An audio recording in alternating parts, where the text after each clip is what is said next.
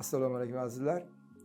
Gemoroydan tekin qutulish yo'lini tavsiya qilaman. Yantoqni ikki tupini olib, bitta paqirga solib 15 litr suv quyasiz va uni 5 litri bug'lab ketguncha qaynatasiz. Og'zini bekitgan holatda. Uni uyga olib kirasiz. Olib kirib, stulni qo'yasiz. Stulning ustki qismini to'rtburchak yoki yumaloq qilib teshib, o'sha yerga yechinib, orqa peshobni qo'yib o'tirasiz. 15 minut davomida.